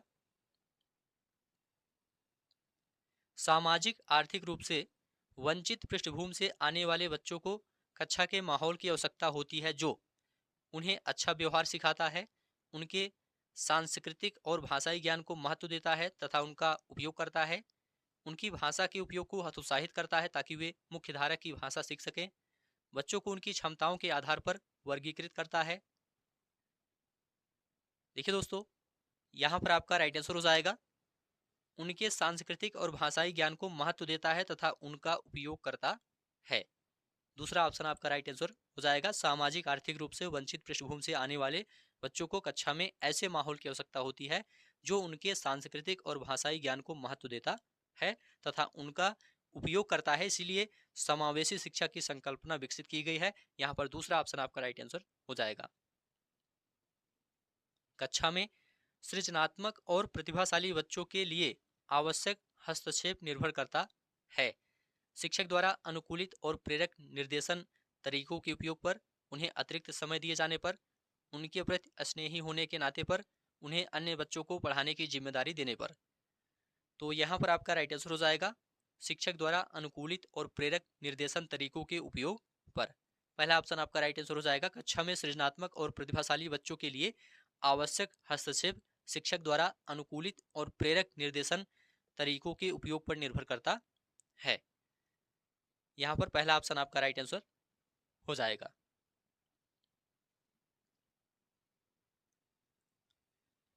अति संवेदनशील बच्चों को सीखने में मदद करने के लिए निम्नलिखित में से कौन सा तरीका उपयुक्त तरीका नहीं है? एक कार्य को छोटे प्रबंधनीय खंडों में तोड़ना, अधिगम के वैकल्पिक तरीकों की पेशकश, उनके दैनिक कार्यक्रम में शारीरिक गतिविधि का समावेश, बेचैन होने पर अक्सर उन्हें फटकार लगाना। देखिए दोस्तों, यहाँ पर आपका राइट आंसर हो जाएगा, बेचैन होने पर अक्सर उन्हें फटकार लगाना। यह उपयुक्त तरीका नहीं है। चौथा ऑप्शन आपका राइट आंसर हो जाएगा, अति संवेदनशील बच्चों को सीखने में मदद करने के लिए शिक्षक को संवेदनशील होना चाहिए तथा उनके विचारों और भावनाओं को स्वीकार करना चाहिए, ना कि बेचैन होने पर अक्सर उन्हें फटकार लगाना चाहिए, ऐसा नहीं करना चाहिए। अलग अलग सोच वाले पैटर्न उन बच्चों की पहचान करते हैं जो विकलांग हैं, डिसलेक्सिक हैं, सृजनात्मक हैं, प्रत्यास्थी हैं। यहाँ पर आपका राइट आंसर हो जाएगा, सृजनात्मक हैं। अलग अलग सोच वाले पैटर्न उन बच्चों की पहचान करते हैं जो सृजनात्मक होते हैं। निम्नलिखित में से कौन सा शिक्षक द्वारा कक्षा में बच्चों के लिए समस्या हल करने के तरीके का वर्णन नहीं कर सकता? किसी विशेष समस्या को हल करने के बारे में अपनी विचार प्रक्रियाओं पर चर्चा करना, कुछ हल करते समय गलतियों को करने के प्रति ईमानदार रहना, सोच विचार परीक्षण और विभिन्न उत्तरों जैसे शब्दावली का प्रयोग करना, अभिसरण उत्तरों वाले प्रश्न पूछना। देखिए दोस्तों, यहाँ पर आपका राइट आंसर हो जाएगा, अभिसरण उत्तरों वाले प्रश्न पूछना। अभिसरण उत्तरों वाले प्रश्न पूछना शिक्षक द्वारा कक्षा में बच्चों के लिए समस्या हल करने के तरीकों का वर्णन नहीं कर सकता है। क्यों? क्योंकि अभिसरण उत्तरों वाले प्रश्न का अर्थ होता है कि निश्चित उत्तरों वाले प्रश्न। ऐसे प्रश्न दोस्तों बच्चों की स्मृति व पहचान आधारित होते हैं, ना कि उनके विभिन्न तरीकों से चिंतन करने पर आधारित होते हैं। तो बच्चों को चिंतन हेतु प्रेरित करने के लिए अपसारी उत्तरों या फिर मुक्त अंतर उत्तरों वाले प्रश्न पूछने चाहिए। तो चौथा ऑप्शन आपका राइट आंसर हो जाएगा। निम्नलिखित में से कौन सा एक संवेग है? स्मृति, डर, ध्यान, उत्तेजना। देखिए दोस्तों, डर एक संवेग है, यहाँ पर दूसरा ऑप्शन आपका राइट आंसर हो जाएगा। एक 3 साल का बच्चा बताता है कि दूध बूथ पर एक मशीन द्वारा दूध का उत्पादन होता है। निम्नलिखित में से कौन सा बच्चे की समझ का सबसे अच्छा स्पष्टीकरण प्रदान करता है? बच्चे को दुनिया का बहुत सीमित अनावरण या ज्ञान है। बच्चे का जवाब दूध बूथ से दूध खरीदने के अपने अनुभव पर आधारित है। बच्चे ने गायों को कभी नहीं देखा है। बच्चे का परिवार बच्चे को प्रेरक वातावरण प्रदान नहीं करता। तो यहाँ पर आपका राइट आंसर हो जाएगा, बच्चे का जवाब दूध बूथ से दूध खरीदने के अपने अनुभव पर आधारित है। दूसरा ऑप्शन आपका राइट आंसर हो जाएगा। यदि कोई 3 साल का बच्चा बताता है कि दूध बूथ पर एक मशीन द्वारा दूध का उत्पादन होता है, तो इसका अर्थ यह है कि बच्चे का जवाब दूध बूथ से दूध खरीदने के अपने अनुभव पर आधारित है। ठीक है। देखिए दोस्तों, जीन पियाजे का मानना है कि 3 साल का बच्चा पूर्व संक्रियात्मक अवस्था में होता है और इस अवस्था में बच्चा बिना किसी तार्किक विचार प्रक्रिया के किसी वस्तु या बात को स्वीकार कर लेता है, बिना किसी तार्किक विचार प्रक्रिया के। तो दूसरा ऑप्शन आपका राइट आंसर हो जाएगा। निम्नलिखित में से कौन सा शिक्षक की भूमिका का सबसे अच्छा वर्णन करता है? कक्षा में शिक्षक की सबसे महत्वपूर्ण भूमिका अनुशासन को बनाए रखना है। एक शिक्षक को निर्धारित पाठ्य पुस्तक का पालन करना चाहिए। पाठ्यक्रम को समय पर पूरा करने के लिए साथ साथ दोहराने के लिए पर्याप्त समय देना महत्वपूर्ण है। आराम के लिए जगह बनाना जहां बच्चे संवाद और पूछताछ के माध्यम से सीखते हैं। तो देखिए दोस्तों, यहाँ पर आपका राइट आंसर हो जाएगा, आराम के लिए जगह बनाना जहां बच्चे संवाद और पूछताछ के माध्यम से सीखते हैं। एक शिक्षक की भूमिका सुविधा प्रदाता के रूप में होती है। वह ऐसे सहज परिस्थिति का निर्माण करता है जहां बच्चे निसंकोच प्रश्न पूछ सकते हैं और संवाद के माध्यम से सीख सकते हैं। तो यहाँ पर चौथा ऑप्शन आपका राइट आंसर हो जाएगा। निम्नलिखित में से कौन सी कक्षा समृद्ध शिक्षा को प्रोत्साहित करती है? वह कक्षा जिसमें प्रदर्शित विभिन्न प्रकार की सामग्री बच्चों की पहुंच से परे हो ताकि सामग्री लंबे समय तक चलती रहे। वह कक्षा जिसमें खुली गतिविधि कोने हो और विभिन्न प्रकार के बाल साहित्य खुली ताक में रखी हो जो दिन के किसी भी समय प्राप्त किए जा सके। अलमारी में अच्छी तरह संगठित सामग्री वाली कक्षा जहां सामग्री को सप्ताह में एक बार मुक्त खेल के लिए बाहर लाया जाता हो। पाठ्य पुस्तक सामग्री द्वारा संचालित, संरचित और योजनाबद्ध अधिगम वाली कक्षा। तो देखिए दोस्तों, यहाँ पर आपका राइट आंसर हो जाएगा, वह कक्षा जिसमें खुली गतिविधि कोने हो और विभिन्न प्रकार के बाल साहित्य खुली ताक में रखी हो जो दिन के किसी भी समय प्राप्त किया जा सके। दूसरा ऑप्शन आपका राइट आंसर हो जाएगा। ठीक है, चलिए अगला प्रश्न है, निम्नलिखित में से कौन सा कक्षा में पाठ्य पुस्तकों की भूमिका का सबसे अच्छा वर्णन करता है? वे कक्षा में उपलब्ध संसाधन और संदर्भ सामग्री में से एक हैं। वे एक राज्य या राष्ट्र में अधिगम में एक रूपता बनाए रखते हैं। वे अध्ययन के पाठ्यक्रम के बारे में शिक्षकों और माता पिता को मार्गदर्शन प्रदान करते हैं। वे संसाधन रहित संदर्भ में सबसे आवश्यक अधिगम संसाधन बनाते हैं। तो देखिए दोस्तों, यहाँ पर आपका राइट आंसर हो जाएगा, वे कक्षा में उपलब्ध संसाधन और संदर्भ सामग्री में से एक है। कक्षा शिक्षण में पाठ्य पुस्तकों की भूमिका कक्षा में उपलब्ध संसाधन और संदर्भ सामग्री के रूप में होती है। पाठ्य पुस्तकें शिक्षकों और छात्रों का मार्गदर्शन करती है तथा एक सुव्यवस्थित शिक्षण अधिगम प्रक्रिया को प्रोत्साहित करती है। पहला ऑप्शन आपका राइट आंसर हो जाएगा। राष्ट्रीय पाठ्यचर्या फ्रेमवर्क 2005 ने अपनी समझ से प्राप्त की है मानवतावाद, व्यवहारवाद, रचनावाद, संज्ञानात्मक सिद्धांत।